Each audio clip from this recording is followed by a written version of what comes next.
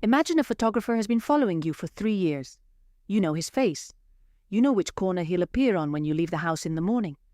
You've learned to ignore the flash, the click, the sound of your own footsteps being documented. You've come to think that maybe this is just how things are. Maybe this is how they'll always be. Now imagine that in that world, in that life without privacy, there is a woman who decides no, who says no in a way that is silent and absolute, who gives no interviews, poses for no cameras, offers no explanations, who simply refuses to become the character everyone expects her to be. And imagine that the world, incapable of accepting that no, decides to destroy her.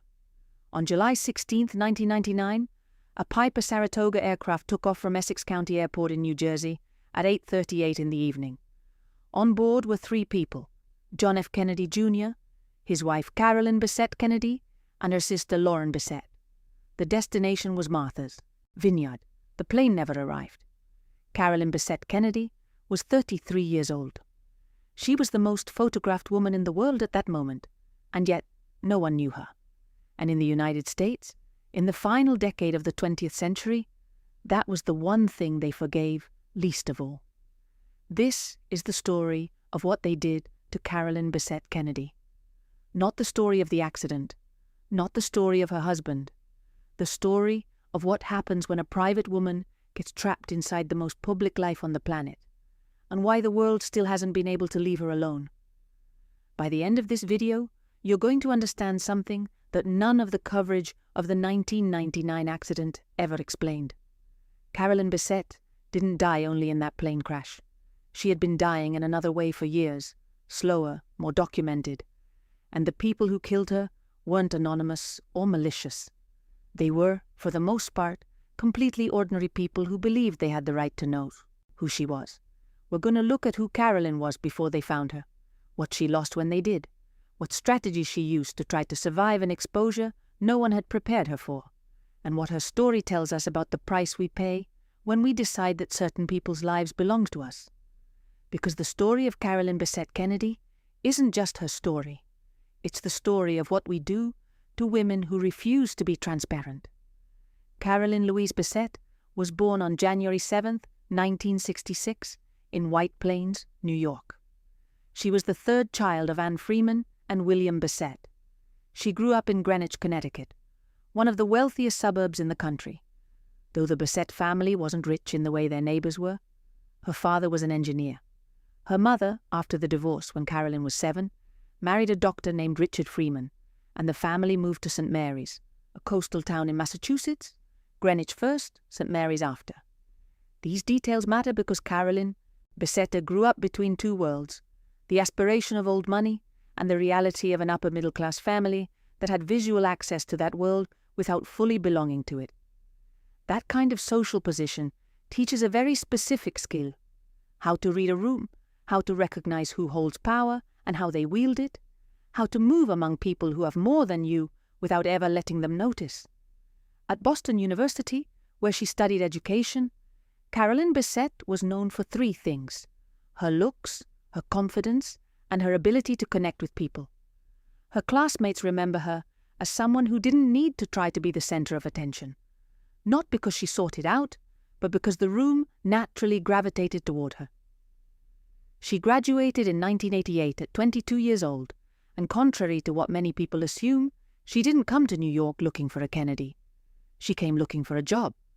The job she found was at Calvin Klein, first as a saleswoman at the Boston's boutique, where her talent for fashion and for people caught the attention of the company's executives.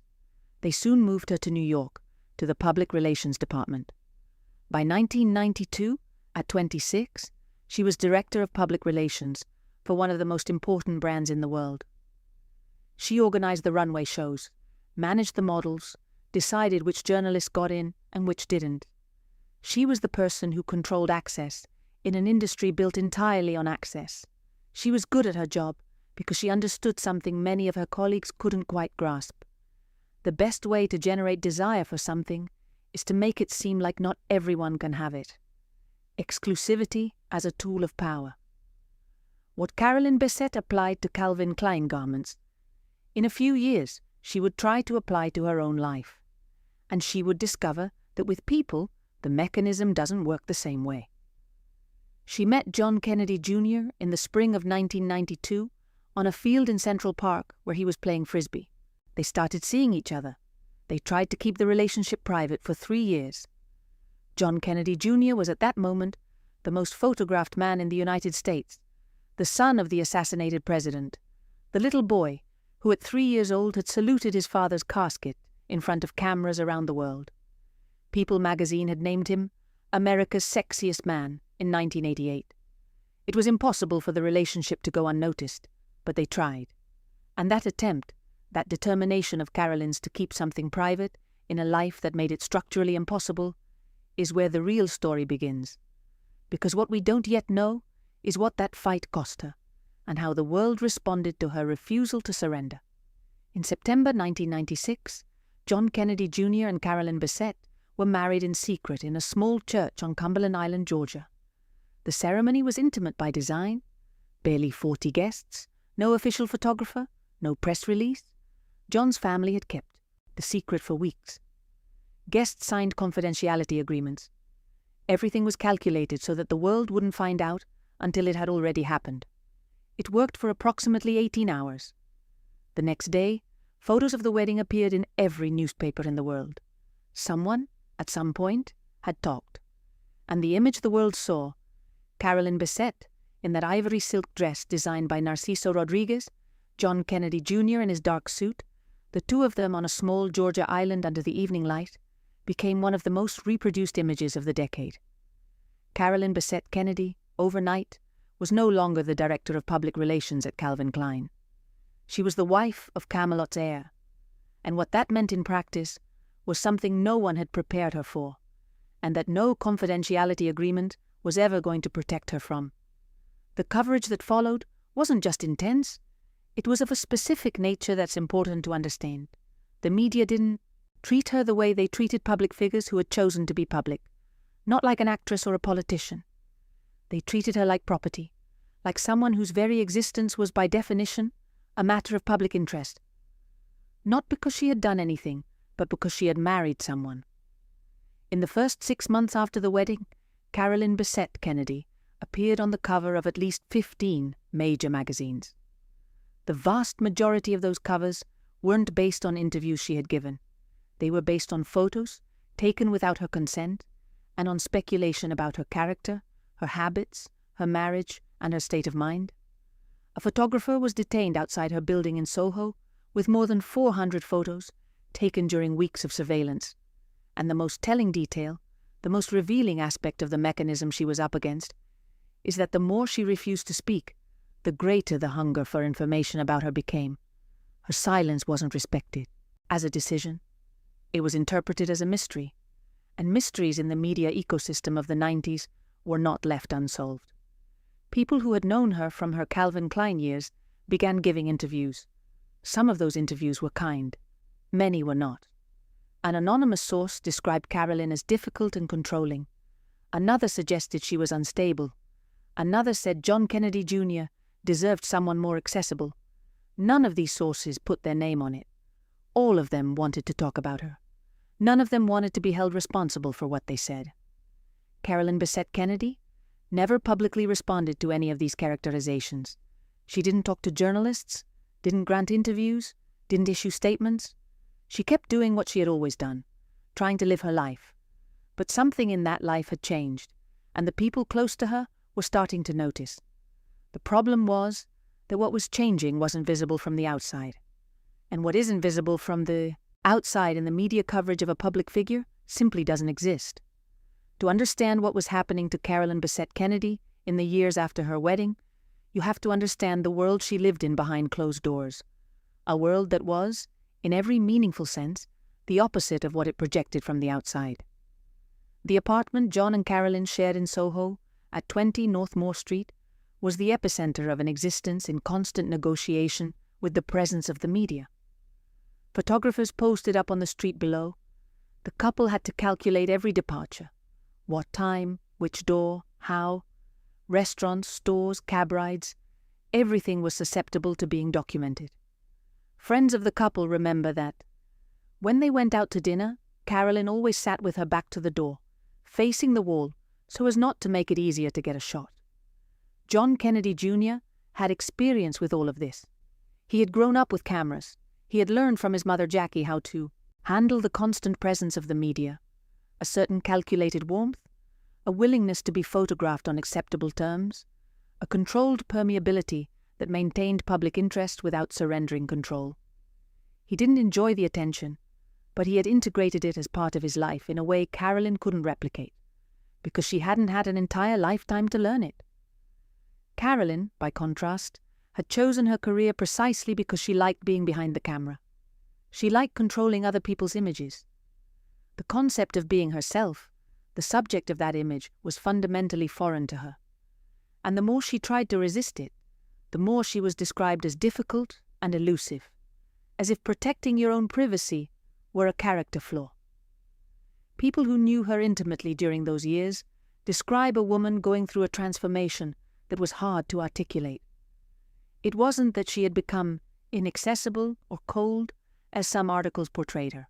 It was that she was learning, in real time and without a roadmap, how to live under a level of scrutiny for which no preparation was possible. She was paying a price no one had explained to her when she fell in love with John Kennedy Jr. In 1997, a specific incident drew media attention in a way Carolyn was in no position to control. A camera caught an argument between her and John in Central Park. The images showed the two of them in a clearly tense exchange. Raised voices, sharp gestures, John grabbing Carolyn's finger to pull off her engagement ring at one point during the fight. The photos ran in newspapers everywhere. The interpretation was immediate and unanimous. The marriage was in crisis. Carolyn was unstable. The wedding had been a mistake. What no headline mentioned was that argument, like every argument between two people, had a context the camera hadn't captured. What no article asked was what it means to argue in public when you know you're being filmed. And when you know those images are going to define how people perceive your marriage for months. What no journalist investigated was what it does to a relationship to know that your worst moments are potentially everyone's property. Because that's what Carolyn Bessette-Kennedy was trying to manage. Not a marital crisis, but a privacy crisis that manifested across every aspect of her life, and that the world insisted on reading as a crisis of character. By 1998, the reporting on Carolyn had taken a consistently negative tone. The same words kept appearing: difficult, cold, distant, controlling. Anonymous sources described a woman who was making John Kennedy Jr. unhappy. Entire articles were devoted to analyzing why she didn't smile enough in photographs. Think about that for a moment. Entire articles about why a private woman didn't smile enough in photographs she had never consented to having taken. And then the story got more complicated in a way no one had anticipated. Toward the end of 1998, people close to the couple began noticing that Carolyn was struggling in ways that went beyond ordinary stress. The woman who had been known for her energy and her magnetic presence seemed more contained, more withdrawn, going out less, participating less in the social events that were inevitably part of John's world. Friends who had known her from her Calvin Klein years noticed a difference that was hard to pinpoint but impossible to ignore. Biographers who investigated this period of Carolyn's life, including J. Randy Taraborelli, whose book on the Kennedys, published in 2003, included extensive interviews with people close to the couple, described a woman who was paying a significant psychological price for living under the level of scrutiny to which she was subjected. According to these sources, Carolyn had developed a growing aversion to leaving the apartment, a hypervigilance around the presence of cameras, and a sense of exhaustion that manifested physically. It's not hard to understand the mechanism. When every public outing is potentially an unconsented photo session, when every expression on your face is subject to interpretation by people who don't know you, when the world collectively decides it has the right to weigh in on whether you're the right person for the man you married. The human body is not designed to function indefinitely under that level of involuntary exposure. What made Carolyn's situation especially difficult was the way media coverage framed her image. It didn't frame her as someone who was suffering. It framed her as someone who was the problem. The dominant narrative wasn't, "This woman is being subjected to unfair pressure." The dominant narrative was, "This woman isn't living up to what's expected of her." Carolyn's suffering was systematically reframed as a personal failing. Meanwhile, the relationship between Carolyn and John Kennedy Jr. was navigating its own complexity. They loved each other. That was something all sources close to both of them agreed on. But love doesn't eliminate pressure. And the pressure on this marriage was of a magnitude very few marriages have ever had to withstand. John was a man accustomed to being at the center of public attention. Carolyn was a woman who had built her professional life controlling access to that attention. Those two positions, in a marriage under the permanent scrutiny of the world, inevitably generated tension. John Kennedy Jr. also had his own specific pressures. He had founded George magazine in 1995, a blend of politics and popular culture that was exactly the kind of project that could have been brilliant or could have failed, and was somehow being both at once. By the end of the decade, the magazine was in financial trouble. John was weighing his future, including the possibility of entering politics. The destiny everyone had assumed for him since he was 3 years old, the one he had never asked for but never entirely rejected. And, in the middle of all that, there was something else. Something the articles of the time mentioned in passing, but that later investigations have documented in more detail. Carolyn Bessette-Kennedy was pregnant in early 1999. According to sources cited in several biographies from the period, the couple lost that pregnancy. There is no official confirmation of this, and the Kennedy family never publicly acknowledged it, but multiple sources close to Carolyn mentioned it in the years that followed. If true, it adds a layer of private grief to a period that was already publicly very difficult. We won't know for certain. Carolyn Bessette-Kennedy never spoke about it, because Carolyn Bessette-Kennedy never spoke about anything. And that silence, that refusal to explain herself, that privacy, which was in fact one of her most fundamental qualities, was interpreted once again as evidence that something was wrong. Not as evidence of someone trying to hold on to a private pain under impossible conditions. The summer of 1999 was a period of transition for John Kennedy Jr. and Carolyn Bessette-Kennedy. John was making decisions about his future. George was struggling. There were conversations about selling it, changing direction, figuring out what came next. The possibility of running for Senate in New York was on the table in a more concrete way than ever before. What this meant in practice for Carolyn was something she had probably been thinking about with a mixture of hope and dread. If John entered politics, she would have to become a public figure in an even more official capacity. There would be campaigning, interviews, the full weight of being a candidate's wife, with all that entailed. The level of exposure she had survived for 3 years would multiply.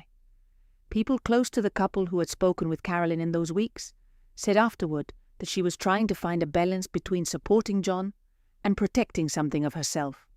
She had started thinking about going back to work, about having a professional identity of her own, outside the Kennedy world.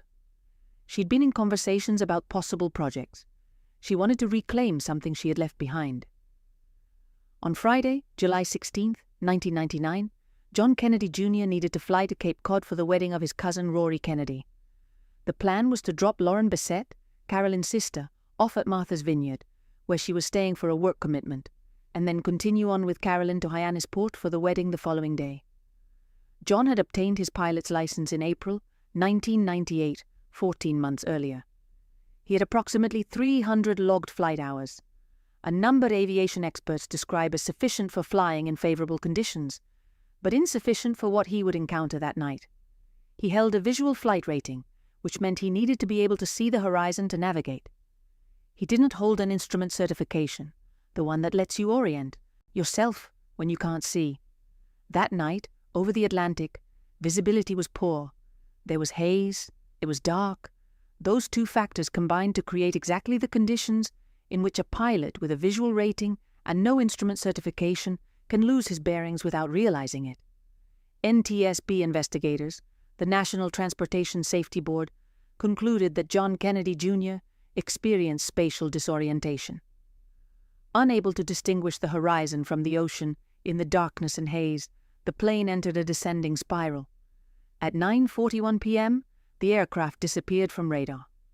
The search began a few hours later, when the plane failed to arrive at Martha's Vineyard, and the family members waiting for Lauren Bessette alerted authorities. For 5 days, the Coast Guard and Navy combed the waters south of Martha's Vineyard. The entire world followed the search in real time. Carolyn Bessette-Kennedy, Lauren Bessette, John F. Kennedy Jr. The triangle of names the headlines repeated every hour. On July 21st, Navy divers located the wreckage of the plane on the ocean floor, at approximately 35 meters depth and about 10 kilometers southwest of Martha's Vineyard. The bodies of all 3 passengers were recovered. Autopsies confirmed they had died on impact. Carolyn Bessette-Kennedy was 33, John was 38, Lauren was 34. If there is a moment where the story of Carolyn Bessette-Kennedy turns truly dark, it is not the accident. It is what happened in the months and years that followed. In life, Carolyn Bessette-Kennedy had been a fundamentally private person whom the world had worked to make public. In death, the world completed what it had started, and now, with no possibility of response, resistance, or refusal, the narrative of who she was constructed definitively. And the narrative that was constructed was not kind. In the years after the accident, a series of books, articles, and television programs established an image of Carolyn Bessette-Kennedy that had little to do with the complexity of the actual person, and a great deal to do with the narrative needs of the people writing them. What emerged was the portrait of a fragile, difficult, potentially unstable woman who had made John Kennedy Jr. unhappy and complicated his life with her insecurities and her demands. This portrait was built largely on anonymous sources, people who claimed to know Carolyn, or to know someone who knew her, or to have heard from someone. Anonymity was the norm. Verification was the exception, and Carolyn, obviously, could not respond. One of the most cited sources during this period was Michael Bergen, a model and former boyfriend of Carolyn's from her Calvin Klein years. Bergen published a book in 2004 titled The Other Man, in which he described a relationship with Carolyn that he claimed had continued intermittently even after she married John Kennedy Jr. Bergen's claims were widely disputed by people close to Carolyn and were never corroborated by any independent source. But the book generated a media cycle that defined Carolyn's image for years. What made all of this especially revealing was what it said about the very dynamic Carolyn had tried to resist while she was alive.